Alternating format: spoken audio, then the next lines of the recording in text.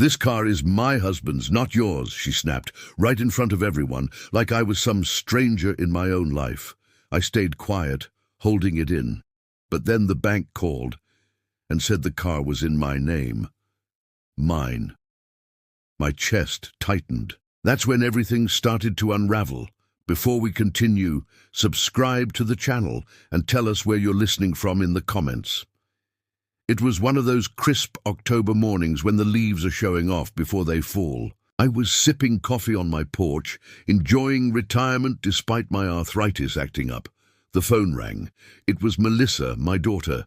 She hasn't called just to chat in what? 3 years? 4? Always needs something.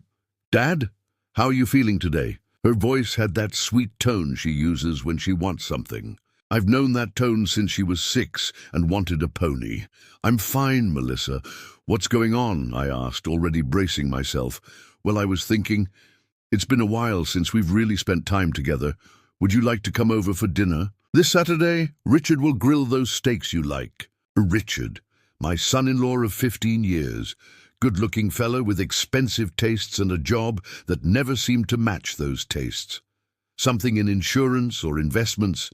He'd explained it a dozen times, but it always sounded like fancy talk for moving money around. "Sure," I said, surprised but pleased. "I'd like that." When we hung up, I sat there wondering what prompted this sudden invitation. Melissa and I hadn't been close since her mother died. Cancer took my Sarah when Melissa was just 23. After that, our relationship changed. Sarah was always the buffer between us. Melissa and I are two alike, both stubborn as mules. Saturday rolled around, and I drove my old Ford pickup to their house in the suburbs. Nice place, 2 stories with a manicured lawn and one of those 3-car garages. Always made me wonder how they afforded it. Richard's career was apparently going well, but something never quite added up. As I parked in the driveway, I noticed a shiny black Lexus SUV I hadn't seen before. "Dad!" Melissa greeted me with a hug that felt a bit too enthusiastic. She was 50 now, but looked younger with her dyed blonde hair and carefully maintained figure. Come in, come in."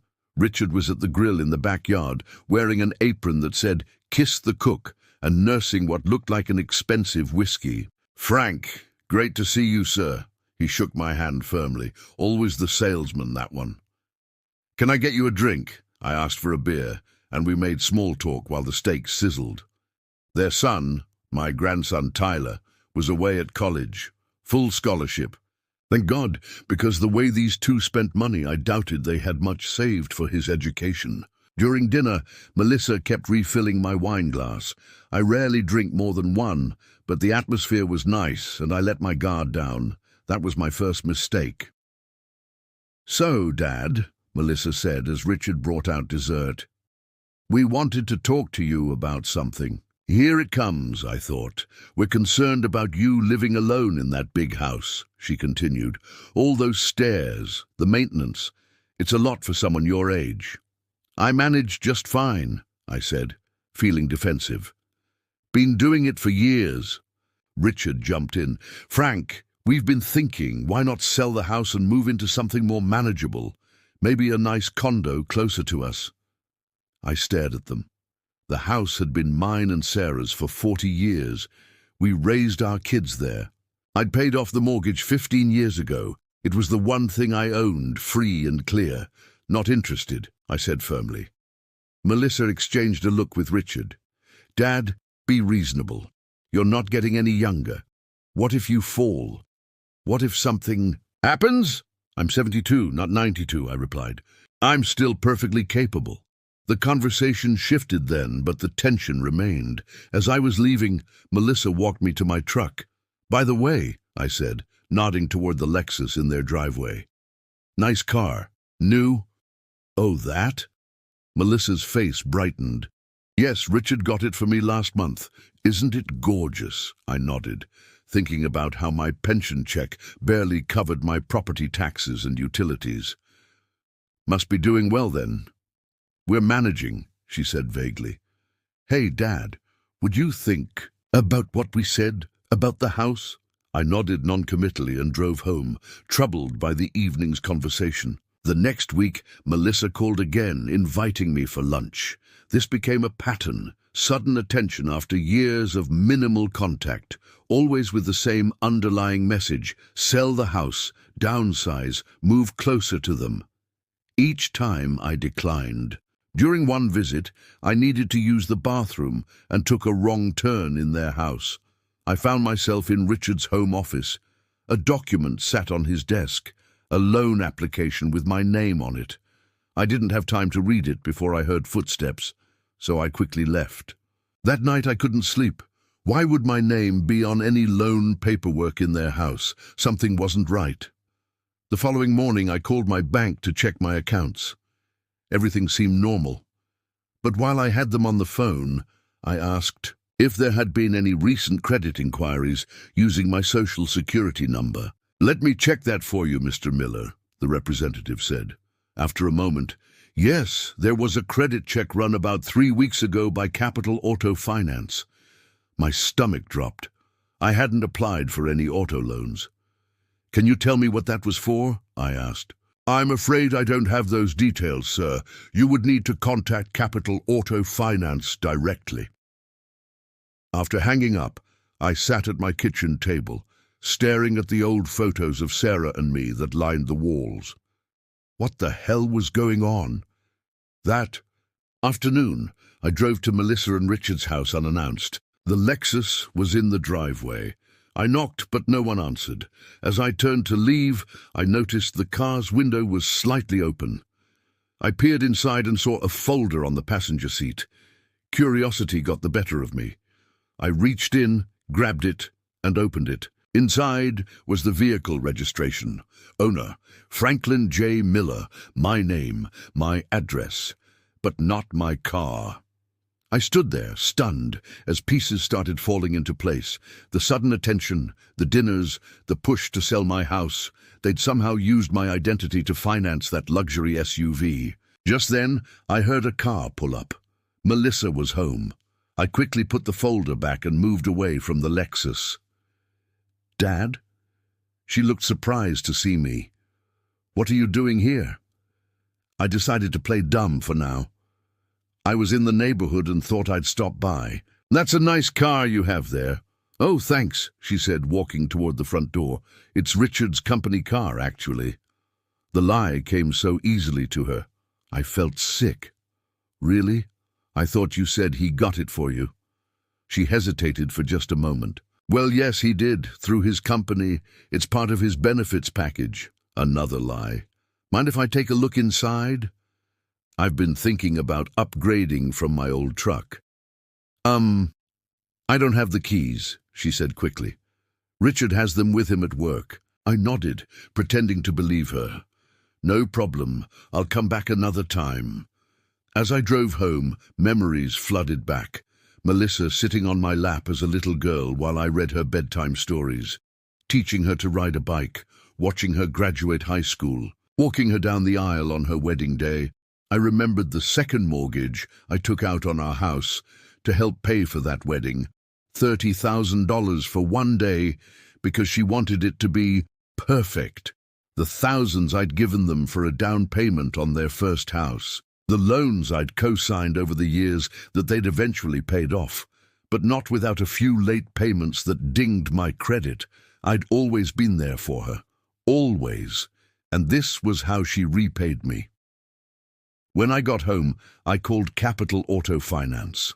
"Hello, I'm inquiring about an auto loan that may have been taken out in my name," I explained to the representative.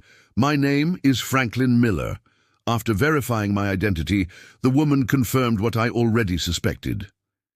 "Yes, Mr. Miller, we have a current loan for a 2023 Lexus RX 350, financed 3 months ago.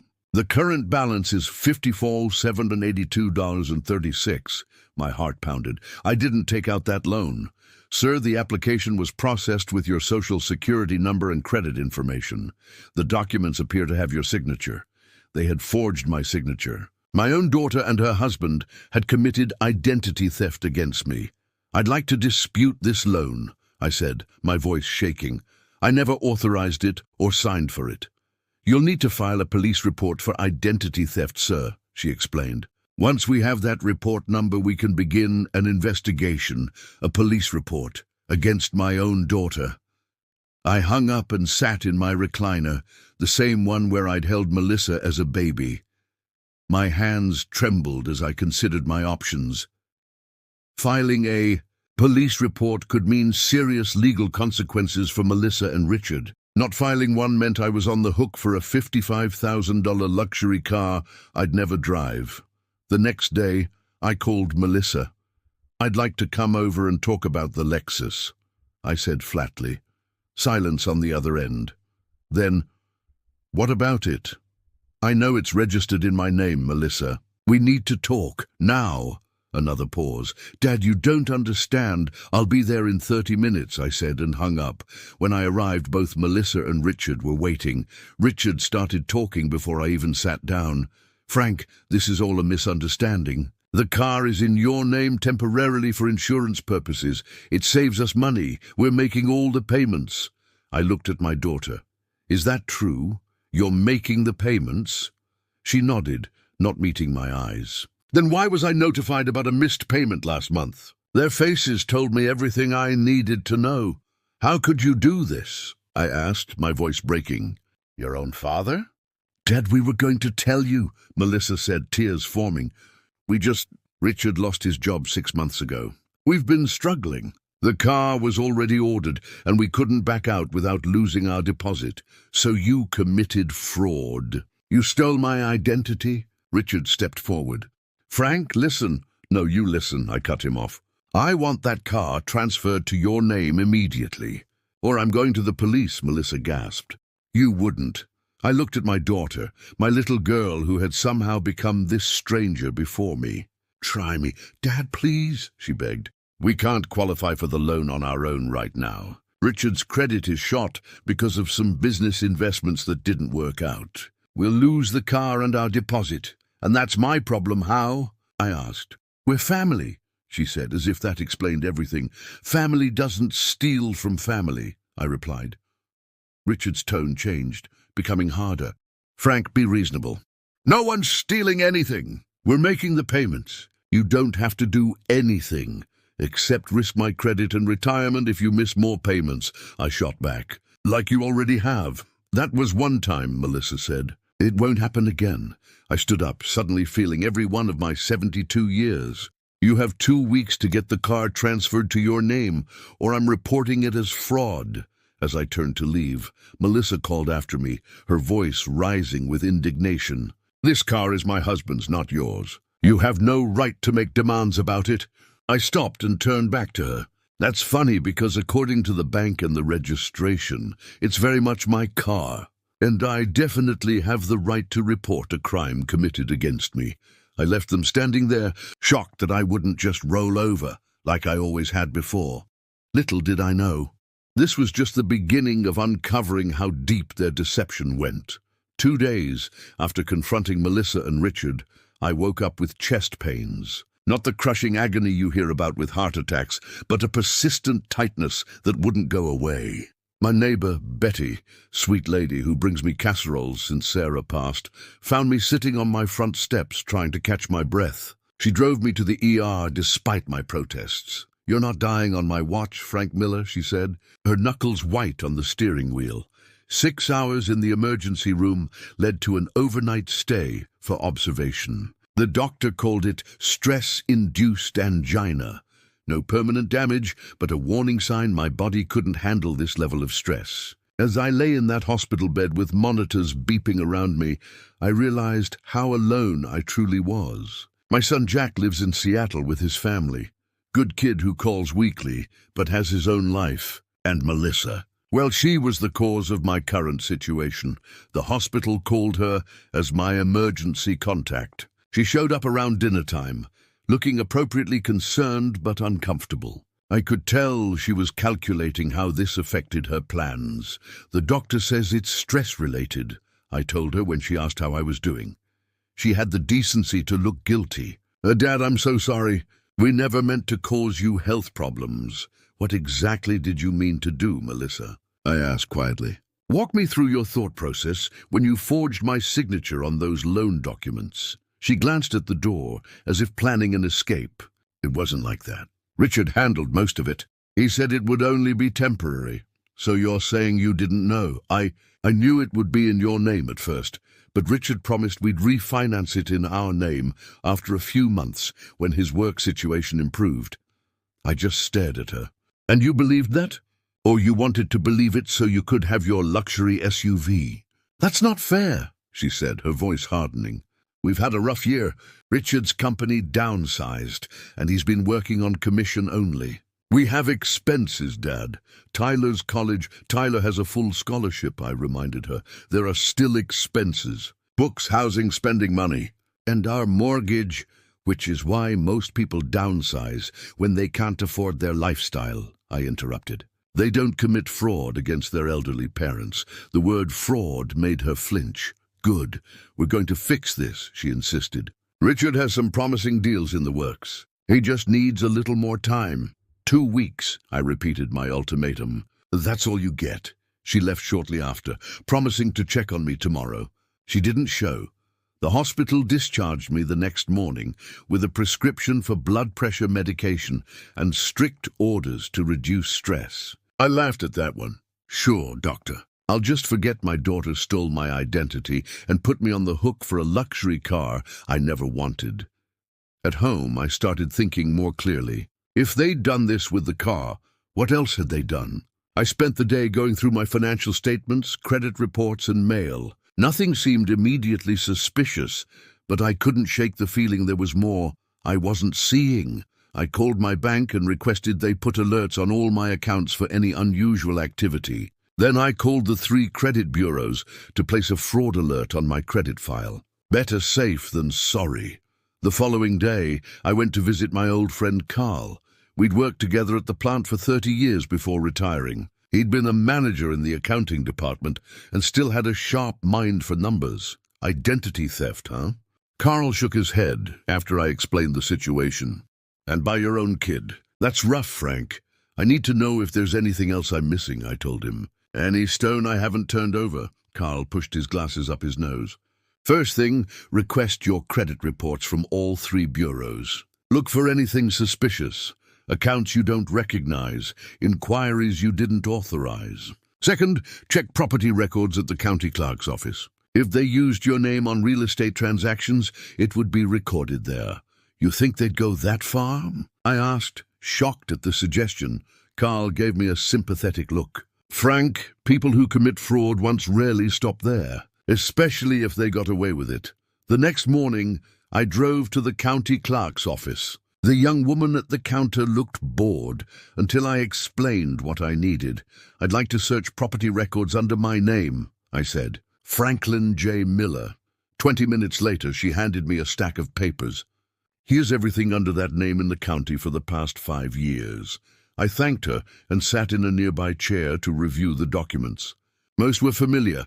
My house, property tax records, a small plot of land Sarah and I had bought years ago as an investment. Then I saw it. A deed of trust dated 18 months ago for a vacation property at Lake Chautauqua. The borrower was listed as Franklin J. Miller, and the loan amount was $210,000. I'd never bought property at Lake Chautauqua. Never even been there. My hands shook as I asked the clerk to print me a copy of the document. The signature at the bottom looked like mine, but I knew I hadn't signed it. They'd gotten better at forging my signature since the early days. On the way home, I called Melissa's cell. No answer. I tried Richard's, straight to voicemail. I drove to their house, but no one was home. The Lexus was gone too. I returned home and pulled out the phone book. Lake Chautauqua wasn't far, about 2 hours' drive. I found a listing for the county property appraiser's office there and called. I'm trying to get information on a property that might be in my name, I explained to the clerk who answered. After giving her my information, she confirmed that yes, Franklin J. Miller owned a lakefront cabin at 1422 Shoreline Drive. Purchased 18 months ago. Would you happen to have a phone number associated with that property? I asked. Let me check. Yes, we have a contact number for tax notices. She read off a number I didn't recognize. After thanking her, I hung up and dialed it immediately. A woman answered on the third ring. Hello? Hello? I'm trying to reach the owners of the property at 1422 Shoreline Drive, I said. This is Amanda Williams. My husband and I rent this place. Who's calling? Rent. They were renting out a property in my name. This is Franklin Miller, I said, trying to keep my voice steady. According to county records, I apparently own this property. Silence on the other end. Then, oh, you must be Richard's father-in-law. He mentioned you were the investor backing this property. Investor? I'd never invested a dime in any lake property. How long have you been renting the cabin? I asked. About a year now. We have a 2-year lease with Richard's company, Miller Family Investments. We pay $2,200 a month, over $26,000 a year in rental income that I'd never seen a penny of. On a mortgage I was apparently responsible for, but knew nothing about. Thank you for the information, I said mechanically before hanging up. I sat in my kitchen, surrounded by the life Sarah and I had built, feeling like the floor had disappeared beneath me. This wasn't just about a car anymore. This was systematic fraud on a scale I hadn't imagined. And who knew what else was out there with my name on it? That evening, Jack called for our weekly chat. I nearly broke down hearing my son's voice. Dad, what's wrong? He asked, immediately picking up on my distress. I told him everything. The car, the lake property, my hospital visit. I'm coming out there, he said immediately. I'll book a flight for tomorrow. You don't have to do that, I protested weakly, even as relief flooded through me. Yes, I do. This is serious, Dad. What they're doing is criminal. The next morning, while waiting for Jack's flight to arrive, I received a letter from another bank I didn't have accounts with. It was addressed to Franklin Miller, DBA Miller Family Investments. Inside was a statement for a business checking account with my social security number attached to it. The balance was over $80,000, with regular monthly deposits from something called Williams Rental and Cooper Rental. Another property? How many were there? Jack arrived that afternoon, grim-faced and determined. After hugging me tightly, he sat at my kitchen table and reviewed everything I'd found. We need to go to the police, he said firmly. This is elder financial abuse, Dad. It's a serious crime. She's still my daughter, I said, the words catching in my throat. Jack's expression softened. I know, she's my sister. But what they're doing could bankrupt you. What happens if the market crashes and those rental properties go vacant? What happens if there's a major repair needed? You'd be on the hook for all of it. He was right, but the thought of Melissa in handcuffs made me physically ill. Let's confront them first, I suggested. Give them one chance to make this right. Jack didn't like it, but he agreed. We called Melissa and told her we needed to meet. She hesitated until Jack said he was in town and insisted on seeing her. They agreed to meet us at a restaurant, neutral territory. When we arrived, Richard wasn't with her. He had a work emergency, she explained, not meeting our eyes. Convenient, Jack muttered. I placed the documents on the table. The car loan, the lake property deed, the business account statement. Explain this, I said quietly. Melissa glanced at the papers, her face draining of color when she saw the business account statement. Where did you get that? It came to my house, I said. Apparently, I own a business I know nothing about. Dad, it's not what you think. Then what is it? Jack interrupted.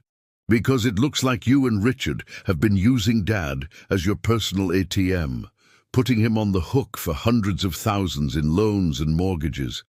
Melissa's eyes filled with tears. Richard said it was all legal. He said it was just asset management, using Dad's good credit to build wealth for the whole family. Without my knowledge or consent, I asked. He said you wouldn't understand the investment strategy, she whispered. That you're old-fashioned about money. Jack slammed his hand on the table. That's not a strategy, Melissa. It's fraud. It's identity theft. It's elder abuse. We never meant to hurt Dad, she protested. The properties are all profitable. The rentals more than cover the mortgages. Dad's name is on the paperwork, but he was never going to have to pay anything. Except I am responsible legally, I pointed out. If anything goes wrong, it's my credit, my assets at risk. Not yours. Nothing will go wrong, she insisted. Richard knows what he's doing. Is that why you missed a car payment? Jack asked. Because Richard knows what he's doing? Melissa flinched. That was a one-time thing? A banking error? Where is all the rental income going? I asked. The business account shows regular deposits, but where are the withdrawals going? She looked away. Richard handles the finances. Melissa, I said gently, I need you to really hear me. What you and Richard have done is illegal. It's criminal fraud. We could go to the police right now with these documents, and you would both be arrested. Her eyes widened with fear. You wouldn't do that? I don't want to, I admitted. You're my daughter and I love you, but this has to stop. We need to unwind all of this, transfer the properties and loans into your names, or sell them. And I need to know everything. No more surprises. I can't make those decisions without Richard, she said, her voice small. Then call him, Jack said. Now, she tried, but Richard didn't answer. Big surprise. Here's what's going to happen, I said, my resolve strengthening. You're going to come to my house tomorrow with Richard, and every piece of paperwork related to anything in my name. If you don't show up, our next stop is the police station. Are we clear? Melissa nodded, tears streaming down her face. As she stood to leave, she paused. Dad, I'm sorry. I really thought it was helping the family. Richard said it was building a legacy for all of us. I looked at my daughter, so intelligent in some ways, so blind in others. A legacy isn't built on lies, Melissa. After she left, Jack put his hand on my shoulder. You okay? I nodded, though I felt anything but okay. I just keep wondering where I went wrong with her. You didn't, Jack said firmly. Some people just make bad choices, especially when money's involved. Or when they marry someone who convinces them that rules don't apply. That night I barely slept. The next day would either begin the process of healing this wound or tear my family apart completely. And I honestly didn't know which outcome to expect. Morning came with a weight of dread. Jack made breakfast, but I couldn't eat. My stomach was in knots waiting for noon, the time Melissa had promised to arrive with Richard and all the documentation. What if they don't show? I asked Jack as he cleared the dishes. Then we follow through, he said firmly. We go to the police. The thought made my chest tighten again. I took one of my new blood pressure pills and tried to calm myself.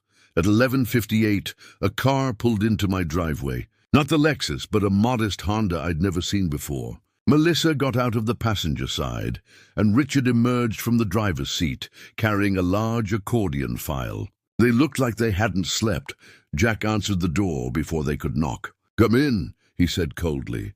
We gathered around my kitchen table, the same table where Sarah and I had shared thousands of meals, where we'd helped our children with homework, where we'd celebrated birthdays and Christmases. Now it was the setting for this grim family tribunal. Let's see everything, I said, my voice steadier than I expected. Richard opened the accordion file and began spreading documents across the table. The car loan, the Lake Chautauqua property, a second lake property I hadn't known about in Michigan, a small apartment building in Columbus with 4 units, business formation documents for Miller Family Investments, LLC, credit card statements for 3 cards in my name that I'd never seen, the total debt in my name, $72,000, Jesus Christ, Jack whispered. I stared at the mountain of fraud before me, speechless. All this time, I'd thought I was being careful with my finances, living within my means, saving what I could. Meanwhile, my daughter and son-in-law had created an entire financial empire using my identity. Explain, I finally managed. Richard cleared his throat. Frank, I know how this looks, but you have to understand. This was always meant to benefit the whole family. These are income-producing assets. They pay for themselves. Then why aren't they in your name? Jack demanded. Richard shifted uncomfortably. My credit was damaged during the last recession. I couldn't qualify for these loans, but I needed to act quickly on these investment opportunities. So you stole Dad's identity instead, Jack said flatly. I wouldn't call it stealing, Richard protested. More like leveraging available resources within the family. I'd been silent, examining the documents, but now I looked up. Richard, did you forge my signature on these documents? He hesitated. Technically, yes. And did you open credit accounts in my name without my knowledge or consent? Yes, but they're all current. We haven't missed any payments except that one time with the car, and that was genuinely a bank error. And the rental income, I asked.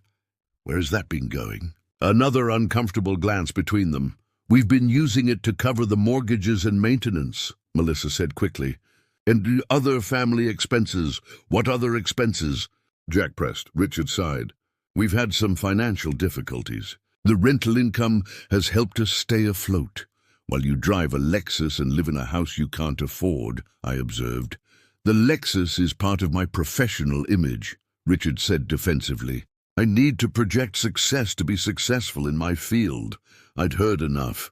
Here's what's going to happen. You're going to transfer every one of these properties and loans into your names. If you can't qualify, then you'll sell them. Every cent of profit goes to paying off the debts. Every credit card gets paid off and closed. The business gets dissolved or transferred entirely out of my name. That's not possible, Richard said, shaking his head. We can't qualify for these loans on our own right now. And if we sell in this market, we might take losses on some properties. Not my problem, I said coldly. Dad, Melissa pleaded, if we do what you're asking, we could lose everything. We might even have to declare bankruptcy. And if we don't do what I'm asking, I could lose everything, I countered. Everything Sarah and I worked for our entire lives. We'll figure something out, Richard said smoothly. Maybe we can add your name to the LLC officially, make you a partner. You'd get a share of the profits without any of the headaches, Jack laughed bitterly. Are you serious right now? You commit fraud against my father, and your solution is to offer him a piece of the criminal enterprise. It's not criminal if everyone agrees to it moving forward, Richard argued. I'd been listening quietly, but something in me snapped. Get out! They both stared at me. What? Melissa asked. Get out of my house, now. Dad, please! I said get out! My voice rose to a shout. Take your papers and leave. You have 48 hours to begin transferring everything out of my name, or I'm going to the police and the FBI. Elder fraud is a federal crime. Richard gathered the documents hastily. Frank, let's not be hasty. We can work this out. 48 hours, I repeated. Not a minute more. After they left, Jack put his hand on my shoulder. You okay? I shook my head. No, but I will be. That afternoon, we visited a lawyer who specialized in elder law and identity theft. Barbara Klein was in her 50s, with sharp eyes and a no-nonsense attitude that reminded me of Sarah. Based on what you've shown me, she said, after reviewing our copies of the documents, you have a clear-cut case of identity theft and elder financial abuse. If you want to pursue criminal charges, there's more than enough evidence. What about civil remedies? Jack asked. We could sue them for damages, get court orders transferring the properties or forcing their sale, she explained. It would protect your father financially without necessarily putting your sister in jail. I nodded, relieved there might be options that didn't involve Melissa in handcuffs. But, Barbara continued, looking me in the eye, you need to understand that this kind of behavior rarely stops without serious consequences. If you let them off easy, they might just find another victim. Her words stayed with me that night as I tried to sleep. Would Melissa and Richard really target someone else if I didn't press charges? I couldn't believe my daughter would sink that low. But then again, I never thought she'd steal from me either.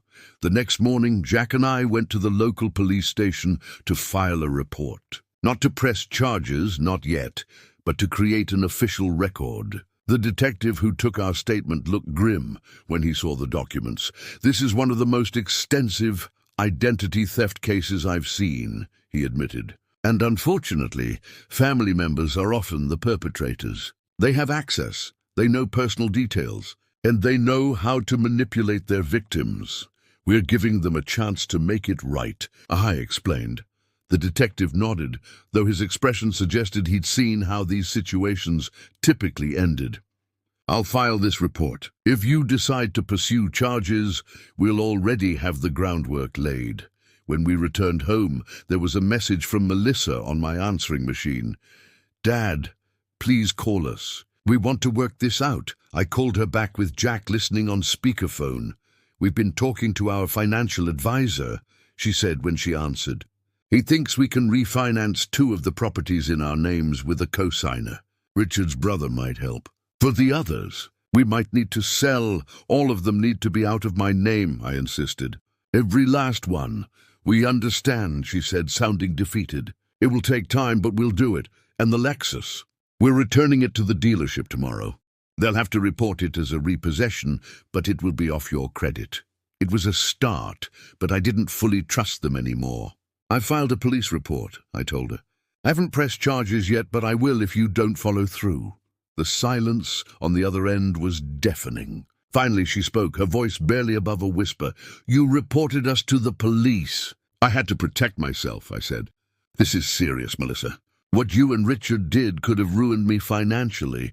We're your family," she said, as if that excused everything. "Family doesn't steal from family." I repeated my earlier words. "I worked hard my entire life. I made sacrifices you can't even imagine to give you and Jack a good life. Your mother and I went without so you could have opportunities. And this is how you repay that?" She was crying now. "I'm sorry, Dad, I really am. It started small, just the business account to manage the first property. Then it snowballed. Richard kept saying it was fine, that you'd never even know about it. But I did find out," I said. "And now you have to face the consequences."